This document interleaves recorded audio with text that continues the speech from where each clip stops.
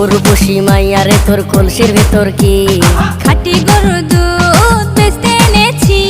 দে না একটু খাই, দামটা আগে চাই, আর দে না একটু খাই। দামটা আগে চাই, তোদের মতো ভিড় খাওয়াদের চেনে রেখেছি। উর্বশী মাইয়ারে তোর কলসির ভেতর কি